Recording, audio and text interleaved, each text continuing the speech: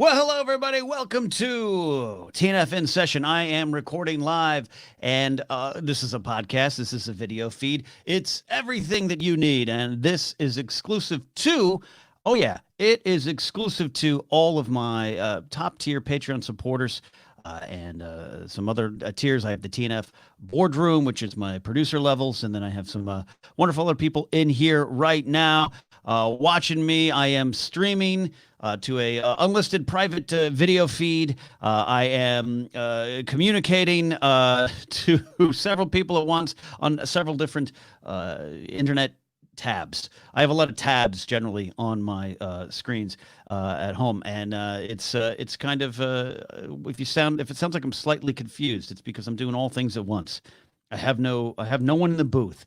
I'm recording this podcast here, having some fun, and we are having a blast. And I want to thank some people who helped this possible, help make this possible with some cool new stuff here through StreamYard. I've got an opening graphic by Corey Morissette and John Mariano. They commissioned that. Corey did some great work. I've got some overlays here from our friend Tim Van Newland, and more things popping in here. And I bring stuff up as we go along. Like I can do this. Django's got a mangoes here, and he says, "Hey, is this where all the cool kids are at?" Yeah, if you're watching on video, that just popped up on the screen. Jack Call says, "Huzzah! We are all here having a lot of fun." And I've got people in the chat room like Pete, Rich, Tamor, and Alice. Jack, like we mentioned, we have got Lauren Romo from the Galactic Podcast. I saw Jason Humphreys up there. Tim Van Newland is in here. I got an aim. That's Old Handsaw. And Tommy Terry Green, another supporter in here. These are all my Patreon supporters. Luke's in here as well. Will McLean. Just going up the list here as Kyle Harlow's here checking in, Count Druku, a lot of wonderful names in here. And it has been a lot of fun in the new year getting some wonderful new people coming into the Patreon page. And I want to thank everyone for that. Post another job switch or change in some of my employment. You guys, a lot of new people rushed over, a lot of people returned, up their support. And as I talk often on my Patreon page, that means the world to me because it's not just a financial investment from you. It is this emotional investment. That's why we have the boardroom broadcast monthly where I go in and just have like a business meeting. Now we do it live through Throne. Now we do a business meeting where I actually get to hear directly from people who have invested in me, invested in this brand, and that's why it means so much to me. So I am the basis of TNF in session is I take some questions from my Patreon page, and then we take some live questions, and then if possible, if it's worked out, if all my tech's going here, I'll be able to take some phone calls from some of the nice people there in the chat room there. And like I said, it's been fun getting myself up and going with some new tech. That's sometimes hard for old dogs like us, and it's we have to learn new tricks. That's all I'll say. New tricks, old dogs. You get it. You get it from there. So first question up today here on TNF in session. It's the 9th edition of this. And this is the biggest one yet. I'm going to start with Pete Rich. Pete asks, what is one of your favorite meals that you enjoy making at home, either made by you or your wonderful other half? Pete talking there about Grace. And here's the thing. I take most of the cooking duties in the house with honor and with pleasure. I think if she wanted to, she'd be a great cook. She doesn't want to. It's not in her interest, and I love doing it. But I'm not great at it. I don't have a lot of secret recipes. I don't have family recipes. My mom never enjoyed cooking. My dad does, but he hasn't shared. He has great salsa. He makes great salsa. Hasn't shared with me. I got to figure that out. Dad, if you're listening, maybe it's time to pass down. Maybe it's time to pass that down. So I do enjoy. I make what I think is a pretty good steak. I think I make a pretty good quesadilla, like a supersized jumbo everything's topped in there, steak and salsa and all those kind of things. And I think I do a pretty good job with that. You'd have to ask Grace. A breakfast food, I taught myself how to do an omelet. I think I'm a pretty good breakfast cook. It's the easiest stuff. I think that's where you can start, the breakfast stuff. I don't know if anyone out there in chat has has any recipes they want to share with me right now.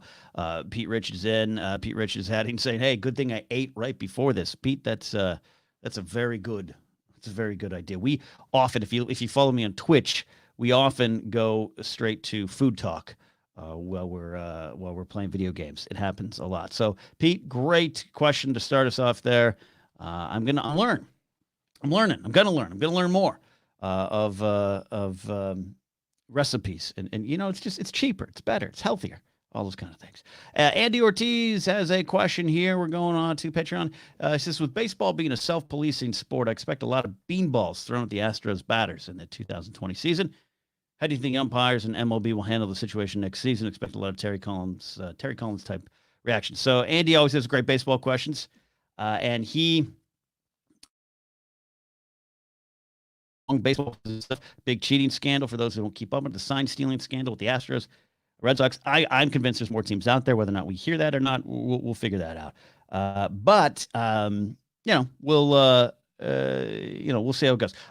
Baseball works that way. Baseball works that way a lot. You do something wrong the next time up, you might get a little baseball in your back. And I like that. This, though, this has gone well beyond it. We've been talking about it on the Behind the Bag podcast. Me and Tom Dagnino have been writing about it over on Flag Sports. It's bigger. Baseball celebrates cheating. It's built into the history of the game. And I think a lot of people are confusing what's going on with the Astros with, say, Pete Rose or the Black Sox scandal. A little bit different, particularly the Black Sox scandal was really, really different. It was not just one incident. It was a culmination of years of gambling just being straight out involved with baseball, and it was just the game needed cleaning up, and that was kind of why it was so stringent there. Very, very different than what the Astros did in my mind. But also the end result is the game's been tainted. The public image of the game's been tainted. I don't know if you can correct that on the field, Andy. We'll see. Django Scott Amengo's in the chat room adding, said, "Hey, should ask his brother. He's an umpire." Well, Django, get an answer. Lauren agrees. It's a great baseball question. And going back to the breakfast thing here, I got an A in this old handsaw to you and me. He says, I'm on my third bowl of frosted flakes. And Tamor saying breakfast for dinner is great. And those watching on the live stream, Tamor's profile picture is money. It's just money. It is a better photo than I have of me. And I'm supposed to have good photos for entertainment purposes, headshots and whatnot. I have like selfies. That's what I send to people if they want to. Hey, can I get a headshot? Here, click. Tamor's picture in his YouTube profile that I'm looking right now on the screen. Straight money, fire. A lot of people, breakfast for dinner. I don't know what makes breakfast food so nice for dinner. I really don't. I think it's because we feel as though we're getting away with something. I feel as though we're not supposed to do it. So, that's why. Very deep. I'm pontificating about breakfast food. Luke's got to follow. What's my favorite kind of salsa? I like chunky salsa, fresh salsa, a lot of cilantro. I'll go with like a saucier salsa. I can do that. But I like the chunky stuff. I like it falling off my chip, and I put a lot on the chip. If I have chips and salsa, you can hear the passion in my voice. If I have chips and salsa, like, it ends up on my shirt every time. It's just thing. Jago got a mango. He's back in there saying verde sauce, salsa. I know how to say that. Jack Cole talking about breakfast is saying one of the perks of Portland, living in Portland, is there are many places that serve breakfast all day. Yeah, that's why I like diners. It's 2 a.m., you want an omelet? Great. 6 p.m., you want an omelet, eggs, bacon, toast? They got it for you. That's why I like doing that. Diners. I'm finding more and more people love diners, just old, crappy, rundown diners. And I'm really buoyed by that. I have faith in humanity when I meet another person who's like, oh gosh, crappy diners? I'm there. 24 hours? A waitress that's been there since the 50s? Sign me up. It's just, it's a good thing. We are getting some, Luke supports me. Says, if it ends up on your clothes, it was great. I agree with that. Tamor's talking about the Behind the Bag podcast. Yeah, we're going to interview our friend John Kaiser soon on the Behind the Bag podcast, and his dad was a very famous umpire, Ken Kaiser, since passed away, unfortunately, but John's got some great stories keeping and protecting his father's legacy. So we're going to do that. Let's go to some more prepared questions here. We have got some good questions coming here. Jason Humphreys, the Hump. over in UK. He asks, hey, what makes you laugh? When you craft your comedy, does your personal preferences shape the output, or do you rely on experience and produce something you might not think is funny, but you know the audience will? I tell myself I like cerebral humor, but nothing beats seeing someone hit in the nuts. Hump, that's a great question. Great question. How do I put together comedy? Whether it's different for forms. My sketch comedy, all my comedy is very personal. My sketch comedy had a kind of a heart to it at times. Sweet, sentimental comedy. When I was at the Groundlings, I wrote a lot of sketches that had laughs in it, but it was character-based stuff that kind of ended with, oh. I had one sketch. It never made it to show because the guy I wrote it with, he had to quit the class before we got to perform. We wrote one. It was like we worked like at a theme park, and we were like, say, like a Pirates of the Caribbean or something. So we're on opposite sides of like a fake river, and we were pressing buttons to send boats on, and the sketch starts, and then it's like these two guys, they're friends, they're sitting there, and all of a sudden, like, I start singing because it's my last day at that ride, and my friend's being, or he's lamenting that, you know, I'm going, and it's like he wants to transfer, and we're so close that it was just like kind of romantic ballad song about two dudes that worked at a theme park ride, and like we had this, when will my transfer come? We had this whole musical number prepared for this sketch, and it was going to be one of my favorite things. So I'll do sketches like that. But stand-up comedy is a little different. So, you know, some smarter humor. Yeah, I like jokes about myself. I'll say this. I like jokes about me kicking myself in the balls that you have to think about. That's what I'll say. He's about. And in the chat room, Tommy Terry Green's asking this. I guess I can just call you Tommy, but Tommy Terry Green is like one of my favorite names. It's like some kind of character in one of Taymor's movies with his headshot there. What is the singular? Tommy asks, what's the singular creation you're most proud of? Is it a particular sketch, a single joke, a character, a podcast? A lot of things. I have some stuff going on my set list right now that I'm really proud of. How I end my set. I don't want to give it away for those who might be seeing it, especially if you're joining us, say in Las Vegas. In March, me and Mark Ellis, I'm heading there to do some comedy. So I don't want to step on the joke. Some of you in the chat room have actually heard the joke how I end. It's the story of my long-held virginity, losing it, and I tie it all into Star Wars, and I'm pretty proud of that right now. But back in the day, I had some bits I liked that I would keep in the set a lot. I like that sketch-wise. The sketch I just talked about I liked. There was some sketches that did make it in a show. There was one sketch that never made it into a show that I wrote long before I started my final session of training at the Groundlings. But I put it up the first day class with a guy named Mikey Day, who's on SNL now. And I just turned to him. I didn't know him. We were the two like youngest guys in the class. And I was just like, hey, man, like, you want to do this sketch with me? And he's like, yeah. So you sit there on paper and read. It was like two guys like in the Midwest in the ice, and one falls through and he almost dies, and the other one has like gets all waxes poetic and saves his friend, and then result is the other guy falls in, and the guy that saves him, I should say, I'm missing my own joke. It's the guy that saves him ends up falling in and dies. The sketch ended with one of the guys dying and the other guy walking away because he's been changed, and he's had this life experience. He wants to go help everybody and leaves his friend to die. I thought it was really funny. I'm explaining it horribly, but Mikey and I did a great job in it. We almost made it to show. I would have had tape of that. But there's a lot of things. There's a great sketch me and Brian Keith Etheridge wrote. That's a little clip of it's on my YouTube channel where I'm asleep and he's my roommate, and then he secretly goes in and watches me sleep every night while playing the Dido song, I like to watch you sleep at night. And I keep waking up and he keeps rushing in and pretending like he didn't do it. We wrote that sketch in 3 minutes. And we were sitting there, and that's how a lot of sketches come together. We were sitting there on the couch at Brian's house. And Brian, I think what's that show called? The Ranch now? Mike and Molly. He's written a lot of shows. So great, great friend I haven't talked to in years, but we couldn't come up with a sketch. We're working at his house for like an hour, couldn't do it, and all of a sudden he just turns to me and goes, "You know that Dido song?" I go, "Yeah." He goes, "What if I just watched you sleep at night?" And that was the sketch. 3 minutes later, we wrote it. It was great. One of my favorite things. So there's that kind of thing. Tommy, great question there. Jack Cole says, what are some of my personal favorite stand-ups that have been inspired by Brian Regan, Dennis Miller, Steve Martin.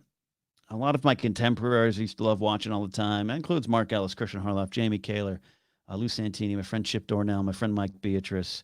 I love that kind of stuff. Watching them. Kate Mulligan. A lot of you are getting to know Kate Mulligan now. I remember doing stand-up with Kate back in 07 and 08. She was one of the bravest performers I'd see on stage all the time. That kind of inspired you, that kind of stuff. To watch Mark Ellis really dig in and go from, hey, funny guy trying to find his way on stage to just being this powerhouse comic. You should check out his special, Dog Stepfather. Honored to be a part of it. A lot of things like that. But yeah, and it's Steve Martin's my biggest comedic influence, along with people like, the Monty Python cast, Kids in the Hall, Saturday Night Live. Kyle Harlow's asking what are my favorite SNL characters. I like over-the-top ones, I like crazy ones. Tamer was saying, hey, we get the afternoon's tapestry up. I'm distracting myself with your wonderful comments out there. Yeah, it's all over the board. SNL, Dan Aykroyd's my favorite SNL cast member, but Dana Carvey, Mike Myers. Wayne's World might be my favorite SNL sketch just because what it inspired in me. So that's a good one there. But I love talking comedy. But I was going to say it's not popular, but Bill Cosby, watching Bill Cosby himself when I was like 7 or 8, 9 maybe, I can't remember, or when I finally saw it, my parents were watching it and they let me watch it. I was young, I was like 8 or 9, and I fell off the couch laughing. That's all I remember. I think it was the dentist bit with the lips going numb and everything, and that I know where it ends up, and I'm not. This isn't me supporting Bill Cosby, but it's just the reality of the situation. Like that got me into the idea of I want to make people laugh. I want to make people fall off the couch laughing. I don't know if I've ever done that, but it's worth a shot. Thanks to everyone in chat. I know it looks like I might be having some streaming issues. It says I have an excellent connection, but I know at least on this little thing I'm watching, it looks a little pixelated. I don't know. We're figuring that all out. Burbank internet, historically bad, historically frustrating. Great question, Jason. Got me down a lot of little paths. So we are going to go to another prepared question here from Box Office Jack. And he says this, hey, while you've stated you've never been a tabletop gamer, would you ever consider partaking in a filmed Star Wars RPG show, role-playing game show, like what they got Gighead, I don't know that, Hyper RPG, and Geek and Sundry? If you've ever played a Star Wars RPG, what kind of character would you create, and what era would you want to play in? So I've done one once. I did a one-shot over there at... and Tim's got to go. All right, Tim Van Newland's got to go. Everyone say goodbye to Tim. He's got a good profile shot, too. Look, he's traveling the world in his profile shot. See, if you're listening here on podcast, get in the Patreon, join, and you can get all this wonderful, wonderful headshot-worthy YouTube profile shots. The Star Wars role-playing game. I did play one for Geek and Sundry, and no, not Geek and Sundry. It's the Hyper RPG. So many, they're all the same. They're all the same sometimes. I did watch one. I did play one shot over there for that. It was Hector Navarro, Emma Fife, Burt Jennings, and Joe Starr did the Pencils and Parsecs one. They did a one shot, and I joined in on that one. And had a lot of fun. I played like a clone trooper, and it was a good time. It was the only time I did it. So it's not something. It takes a lot of energy. It takes something. Grace just did one over there for Hyper RPG with Joe Starr DMing. That was GM and DM and Dungeon Master, Game Master, whatever it is. That was really. I watched it, but it goes like 3-4 hours, and it's so I don't know if I'd commit to that. But if I were to the question of if I think I would, prequel era just allows to have more interesting characters to me that can function normally in the galaxy. So you don't have to be Jedi, Sith, bounty hunter, smuggler. You could be shopkeeper. You could be a restaurant owner. You could be a clone trooper. You could be in government. The galaxy is more functioning. So that's where I'd go with that. So who knows? Maybe one day I will. We got some live questions coming in here. Tommy Terra Green says, what 3 cities that I've never visited but would love to? I finally gotten around these great United States, but I'd love to get to London. Rome might be good. And, I'll throw one in the States, never been to Miami. And I'm a Miami Dolphin fan. Never been to Miami. So I'll go weather the humidity and go maybe catch a Dolphin game down there once in my life. So that'll be good. Yeah, Jack calls, adding to the Star Wars conversation, Dexter Jetster. That's exactly who I'd just be, his cousin who works the night shift at Dexter's Diner. So, yeah, Tommy's out there in London. I got to get my passport worked on, though. Got some paperwork here. Finally got some stuff. Django's got a mango simply says, Miami is hot. That it is. All right. We've got a couple more questions prepared, and then we'll take some more live questions. Then maybe a phone call or two if we can get that to work. Though the way my internet's going, the way the pixelation is going on the screen right now for those watching. Wow, I apologize for that. That does not look great. What are you going to do? Jeff Wood, the overhead wire. I don't know if I think is that a direct reference to that great Curb Your Enthusiasm episode from season 1? Maybe it is. He says, how do you conduct interviews? Do I have notes? Do I research ahead of time? What's your preparation like? I'm sad to report I don't do a lot of prep. If it's, say, recently Phil Svitek came in and Alex Marzonia came in on the Napzok Files. Great interviews. I just know them enough, but I don't know everything about them, so I just have the conversation flow naturally. On Napzok Files, it's a little different. Now, if I was, hearkening back to some of the interviews I've done on, say, Collider Jedi Council back in the day, Jen Murrow came in and wrote Forces of Destiny. So I had some questions prepared for that. And, when she's representing Lucasfilm at that moment, she can't answer everything. So research is important. Knowing where you're going at the outset is fine. But in podcasts, it's a little different. I think you can just kind of open-end it. You can be open form. I just, for my radio days back then, for better or worse, I just hit the ground running. Just have a conversation, but always keep entertainment in mind. So that's what I try to do. I probably fail a lot, Jeff, but I do love interviewing. But it's like, I don't like interviewing like celebrities. I used to get over on Collider. They'd be like, hey, you want to come in, for Collider Live? We got so-and-so coming in here. And I'd be like, yeah, I love, and I love them. I love that person. They're great. Like there's like 3 or 4 I definitely would do. Other than that, I'm good. I'll watch. I'm not into just running through someone I don't know's life. The Napzok Files was conceived in 2013. It's just, I think I have an amazing amount of cool people in my life in this industry and outside this industry. Let me share them with my small world. And that's kind of what I do. A couple more questions here. We got some good ones here. All right. Evan Osborne Lomax. That's a great villain name. Evan always has some great questions. Ken, this week I'll be changing career paths, going into a field of work I have very little experience in. You seem to reinvent yourself in multiple professions. What are those transitions like for you professionally and personally? Thanks, and you're the best. Oh, Evan, I'm all right. I'm not the best.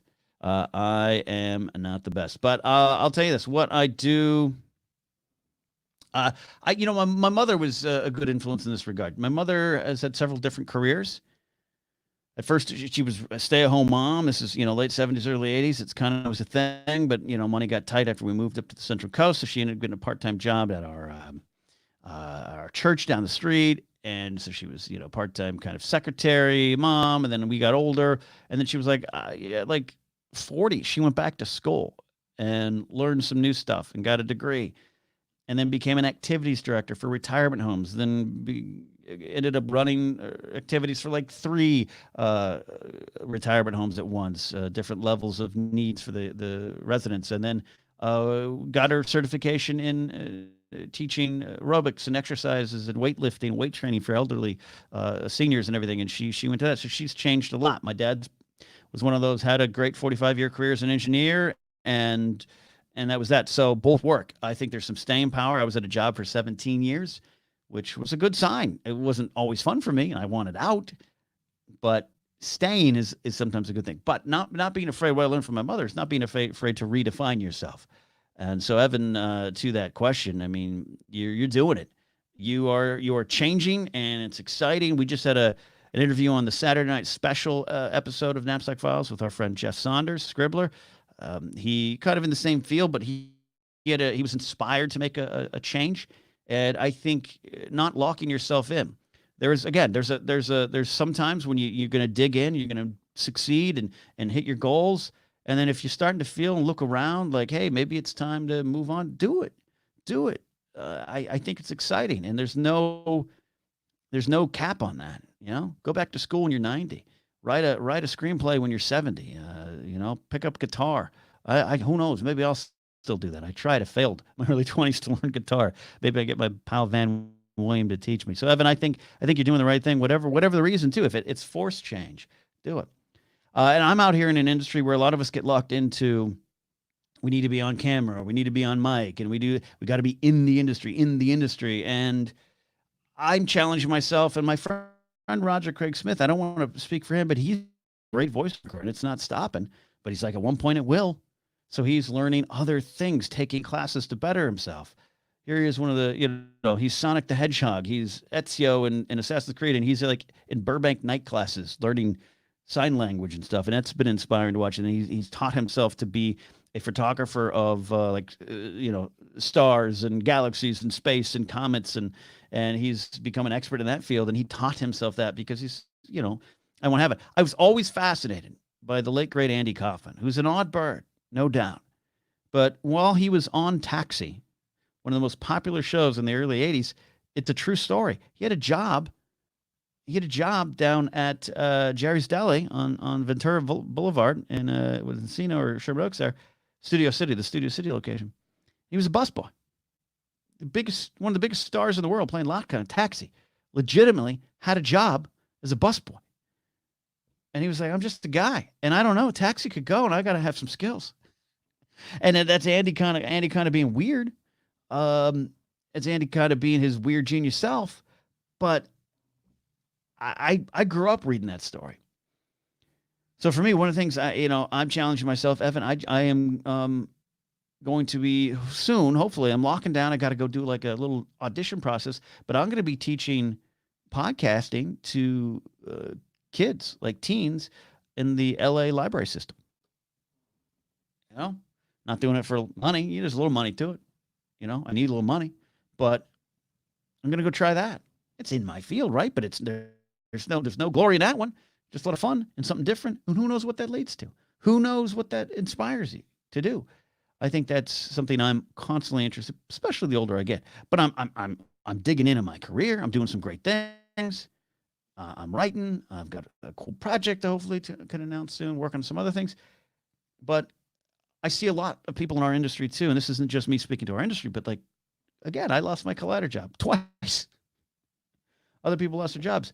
And so there's nothing for me. Yeah, there might be nothing for you in the producing digital media realm. You have to wait and find out.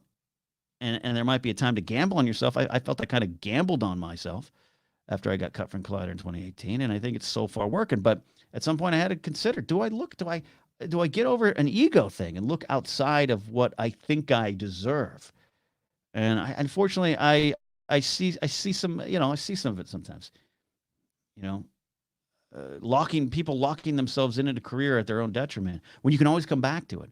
When I left my security director job, I was almost promoted to regional, which would have been like a $30,000 a year promotion. I turned that down to take the ScreenJunkies job. But one of the reasons is like my friend who's since passed away, detective, LAPD detective, he's like, you can come back. You can always come back. You didn't move to LA to be a security director, but you did a great career, 17 years. You're very good at it. Clearly, they're trying to reward you with a job promotion because they value you.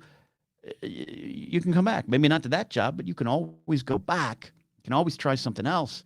But you got this opportunity. You got to jump at it. So, Evan Osborne Lomax with your great villain name. It sounds like you're chasing down James Bond in the snow, or at least your thugs are. Good luck with your change in career paths. I think you're going to do just fine. We have got 2 more questions here. Then we'll go to some live questions. Tamor writes in. He says, hey, Ken, hope you and your household are doing well. Been going through a rough time with the project I'm working on to a point where I was at a crossroads if I should give up or power through. Listen to your perspectives on life and your podcast, plus the love support I got from our community, family, and my own family really helped shape my decision that I will power through this project to the end. And that's Tamor. That's great to hear. Like I said, sometimes you got to, Kenny Rogers will tell you, you got to know when to fold them. Got to know when to hold them. Sounds like you right now you got to hold your cards and keep playing. The game's not over for you, and that's powerful there. He says, have you ever been in a work situation that frustrated and overwhelmed you to such a point that you were obligated to see it through, but also wanted to give up at the same time? I appreciate any advice you can give or share a similar experience. For me, it might be, look, I'm not on solid ground right now. I'm live streaming in my studio with my pixelated internet, trying to make this work. But where I was in January 2018, cut from a full-time job, kicked out of a plane, I don't give myself too much credit here. It was just a decision of, this is tough, but I could go back. I knew I wouldn't get my same job, but I could go to the same companies I worked with, and I could have applied for jobs. I could have been a security director somewhere, a training coordinator, HR, something in that security field, and would have done so with no shame, a sense of pride, and that I got to take care of myself, and I think that's important. I'm a believer in go take care of yourself. Handle your business. Handle yo business is what me and my friend Paul always say to each other. And aren't we cool? But I knew in this particular case I had to power through, and I emerged through a tough 2018, and a large part of it is in thanks to the people listening to me right now in this private stream, my Tamor, Alice, Pete, Lauren, John Mariano, Old Handsaw, Scribbler, everyone here and more, Kyle Harlow, all these people, Tim Van Newland, who rallied around me and some others post Collider, and I just said, I'm going to power through. I had to live off credit cards, and I don't recommend that, but I did it, and now I've gotten on the other side of that, and I got to, I'm not on solid ground, but that's the thing. I don't think you'll ever be on solid ground. Nothing's on solid ground. The job I had, the security director job, the job I turned down, I've told this story before, but the job I turned down, the $30,000 a year more job, I would have lost in 3 months because we lost the contract. Nothing's on solid ground. Life is not a guarantee. It's not a guarantee. Go out and take it as best you can, as honorably as you can. Treat others right. So Tamor, I don't know if that works directly for you, but I know you're strong. Look at your photo, man. Your photo's just amazing. So that itself says you project an aura of success, and I think you're going to succeed no matter what you do and no matter what you power through it. He says, in the end, much love to you, Grace, Ratsy, and Baxter, and the family here thanks you. I'm going to bring Tamor. This is thanks for sharing with that photo.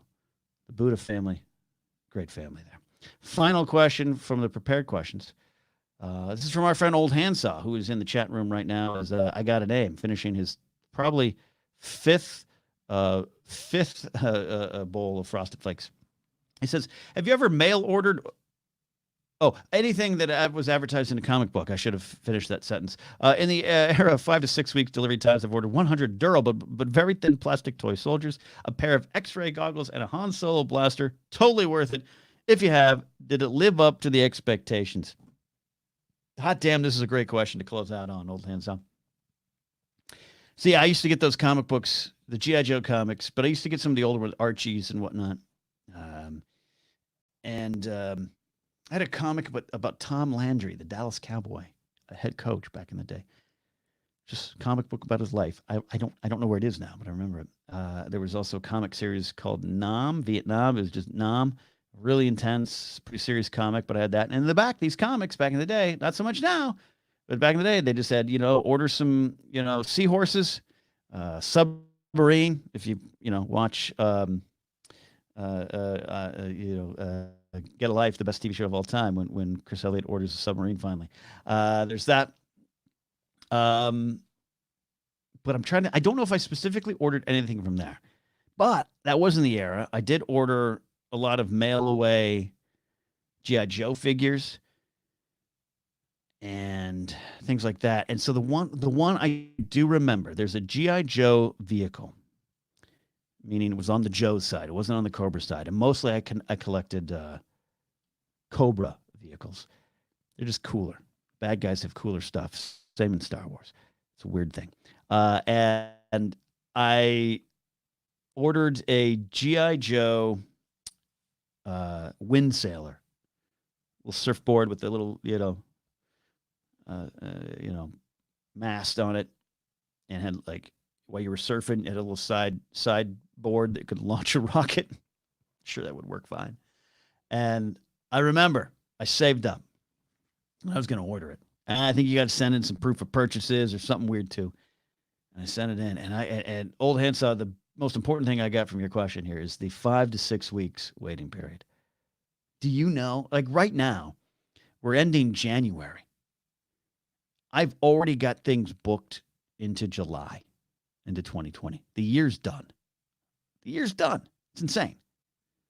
But as a child, ordering the G.I. Joe hang glider and the Paris, I ordered the Cobra hang glider too, I think, or at least I got it. But ordering the little parasail set and having to wait 5 to 6 weeks. It's the summer. And every day, go to mom, is it there? Mom, is it there? Mom, is it there? Mom, is it there? And I finally get it, pull it out, set it all up, put like Stalker. I had a wetsuit. I put him on. I don't think I had Duke. Again, I had more Cobras than Joes. I put him on. I had Mainframe. Mainframe was a great G.I. Joe character because he was a middle-aged computer tech who joined up to fight Cobra. You need those guys. Did it live up to expectations? You betcha it did. I mean, the toy itself was cheap. Of all the G.I. Joe vehicles, it was the worst. It was the silliest. A surfboard with a rocket on it. But I'll tell you what, that 5 to 6 weeks, the anticipation built up. It grew. When it finally was there, my heart burst with joy. One of the greatest moments of my life. Old Handsaw, thanks for asking that question. All right, we're going to take some live calls. Calls. We can do that too. If anyone out there has the number, those that have it, it's a Patreon level. You can get to it. Go ahead and give us a ring. We're going to check back in with some of the chats. Like Jack Cole says, rando question, favorite whiskey or scotch that's not super pricey. Tullamore. I like Tullamore Dew. I do like Bushmills Jameson's. All right. I'm switching a lot switching a lot to oh, here we go. Call coming in. Switching a lot to rum a lot lately. So doing some Captain. All right, let's go. I think we got calling in right now. We got Tamor on the line. What's up, Tamor? Hey, Ken. How you doing? I'm good, Tamor. All right, what's up, my friend? It's always great to hear from you. What's on your mind today here on TNF In Session? So I went to the MTS event in New York over the weekend. Okay. And that's movie trivia. With our old, movie trivia schmodown for those watching. MTS is for the cool kids. Okay. Met up with our old pal, Ed Haskell. Yeah.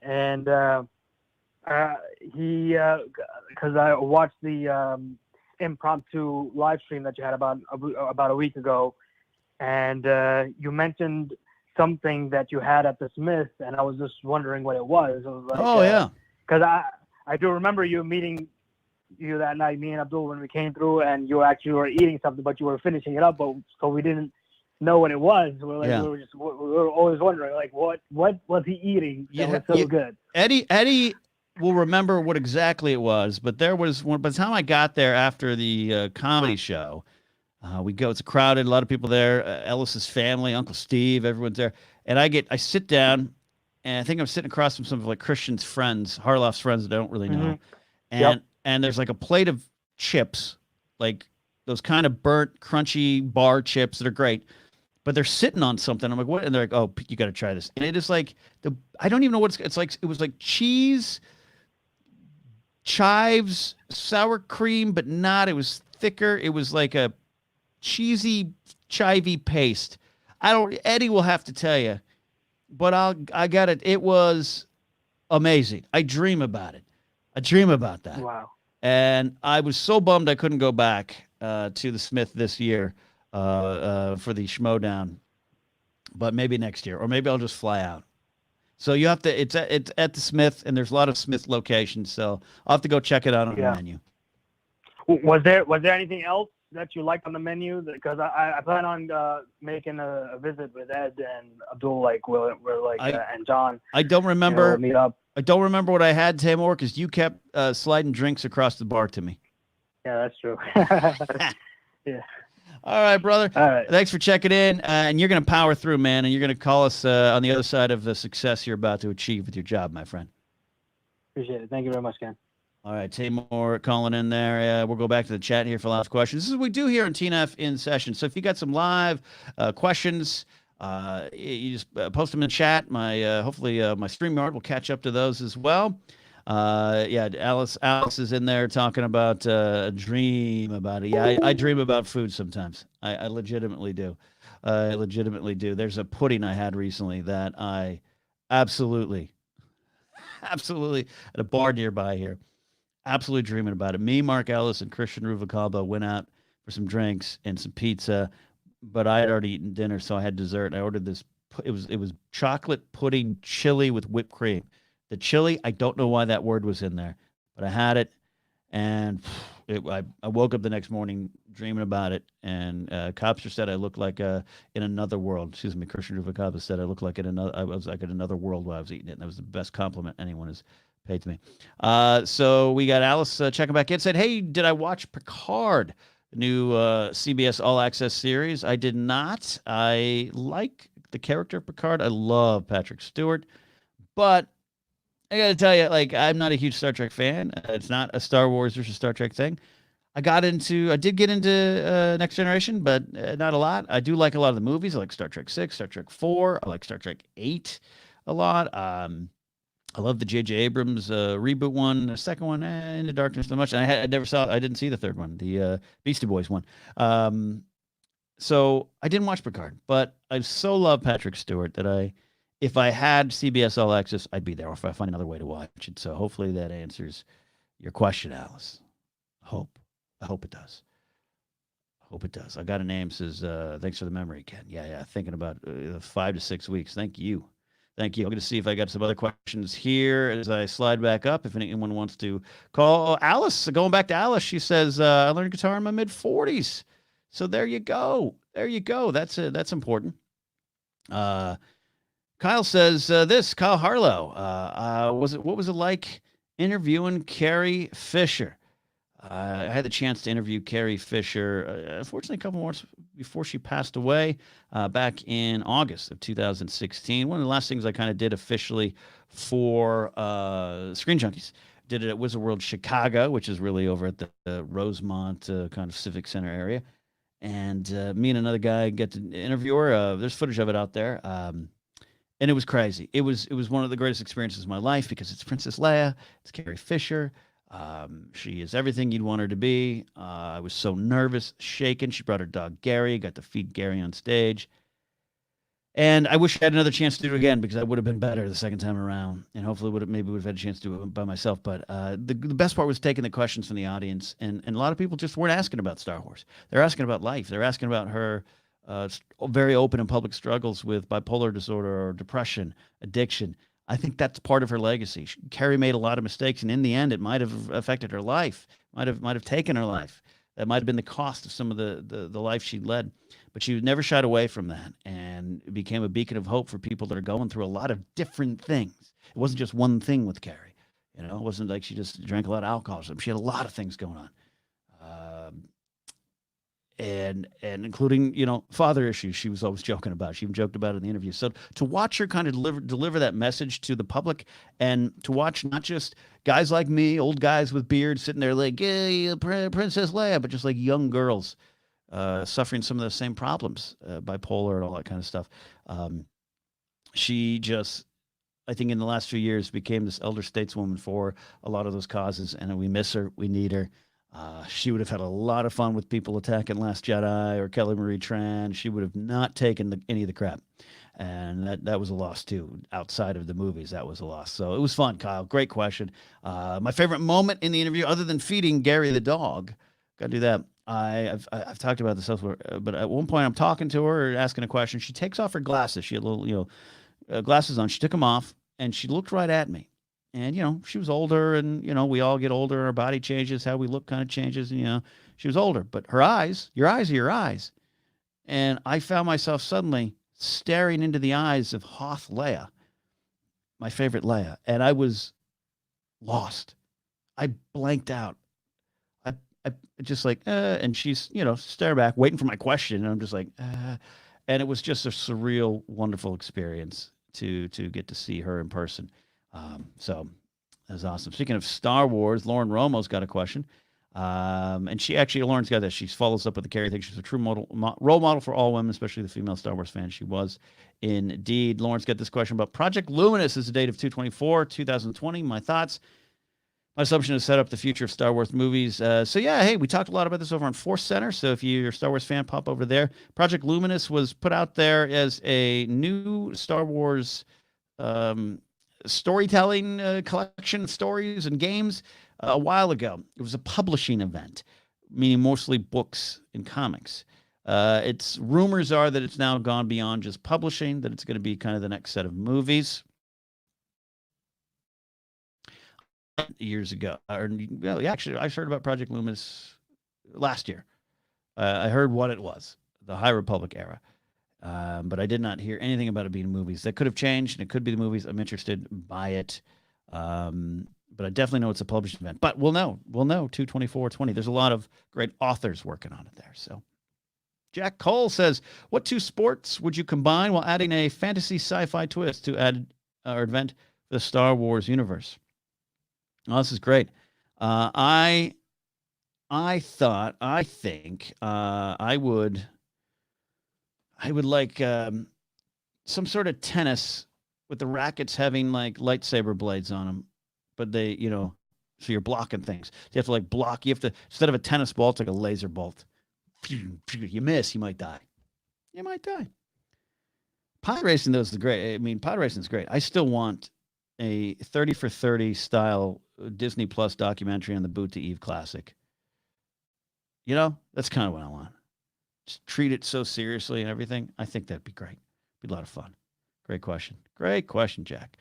I got a name, says Carrie thought I was Dave Filoni. True story. Star Wars Celebration 2020, one of the final days. I'm walking back. I think this is I'm walking off the floor with like Dagnino and some folks. Joseph had already flown out at this point. Ellis might have been there, but was walking ahead. And yeah, I think Ellis was there. Literally, it's my final steps out of the convention center. And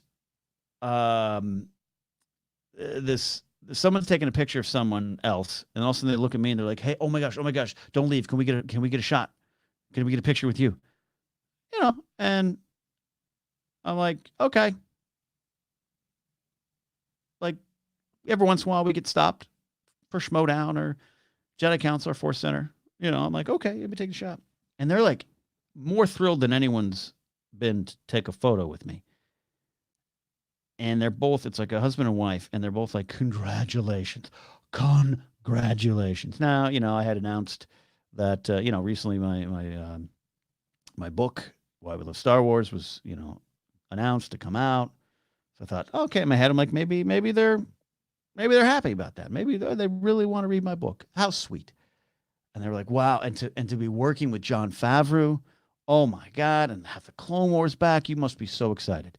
They thought I was Dave Filoni, creator of Star Wars Rebels, Clone Wars mastermind. They thought it was me. And I get confused a lot.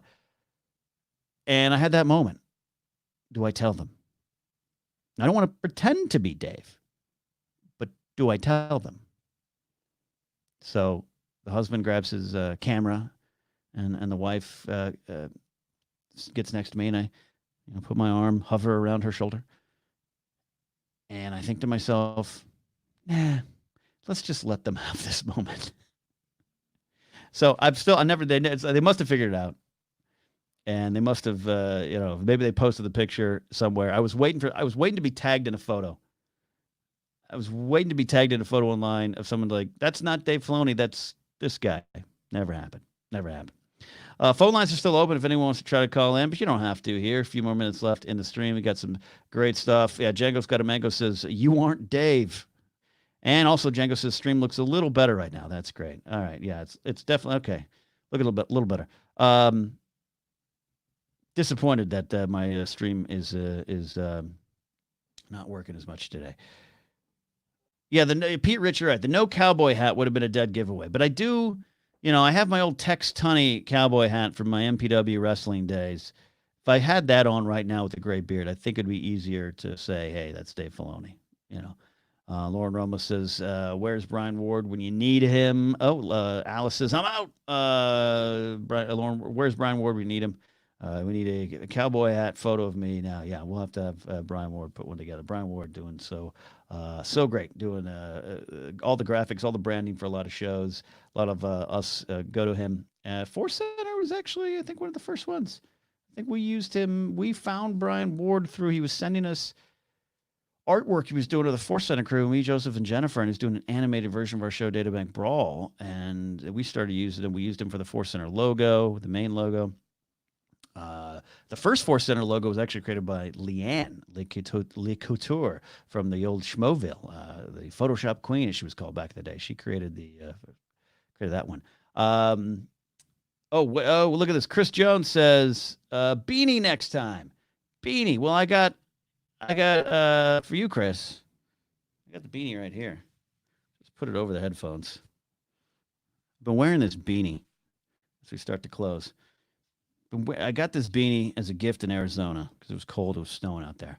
And I said this on the afternoons with Josh, Amanda, myself. I just always wanted a beanie. But I was never brave enough to. I want to look like Edge in the Numb video. And now I have it and I wear it everywhere. I don't know if it's the right call. I'm not going to say it's a great fashion look for me, but I like it. It's I don't know. It's just making me feel real comfortable. It's just, I don't feel it on my head. And it's so soft. We all need soft things in our head, right? I think so.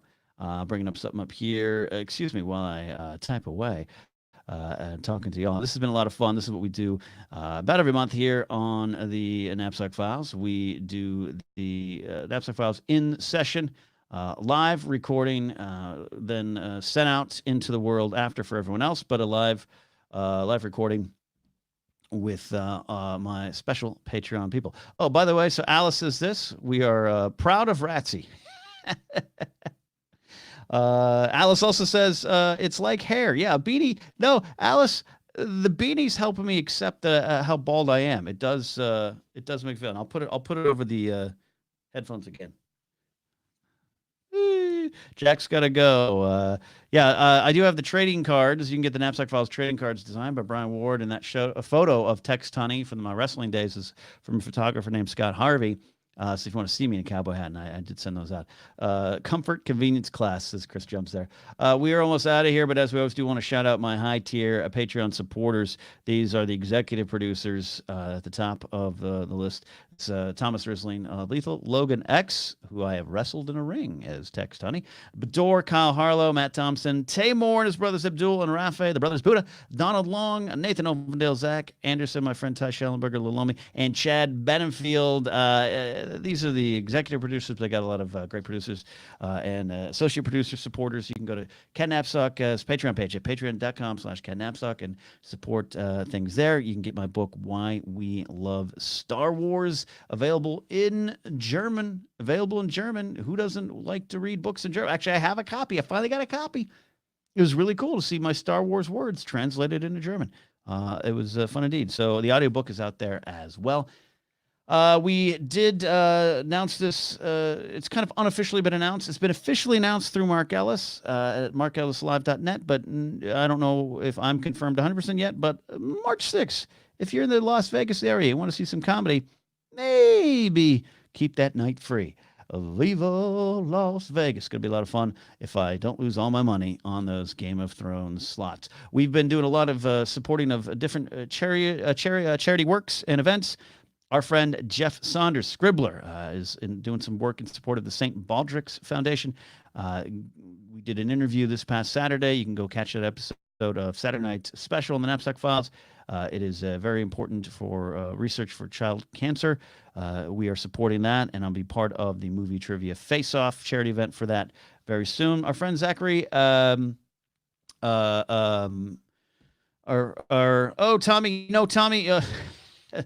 Tommy, sorry, Tommy, you might be in there as well too. I got to update my list that I'm reading off of. Sorry, housekeeping. Our friend Zachary Bassinger, he's fighting cancer in his own life. He's got a GoFundMe page. Go to GoFundMe.com/F/Zachary Bassinger, or just look it up. I got links in the podcast descriptions. I've gotten to know him. He had just said some nice things about ForceCenter and what it meant to listen to the podcast while he's going through chemo. And I ended up just reaching out to him and chatting, and he's such a good guy, going through a lot. So we're supporting that here as well still at the Napzok Files. It's been a lot of fun, man. You guys out there in Chatville making this show possible. I like these small, intimate audiences so we can put together just an actual show and then send it out to the world as a podcast and a video later. But I'll be doing some more public Q&As, live streams, Napzok Files, maybe some afternoons, some ForceCenter. We're working on that too, kind of separate, but we're doing that. So I hope you guys enjoyed it. If you powered through on YouTube later through the pixelated days, it got a little better here at the end. You just don't know. It's a windy day here in Burbank.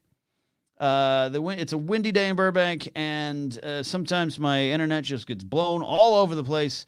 Such is life. So that is it. We are almost out of here. Thank you, everyone, listening later, watching now. This is the Napzok Files. I'm Ken Napzok, and you are all downright amazing. We'll see you next time. Bye.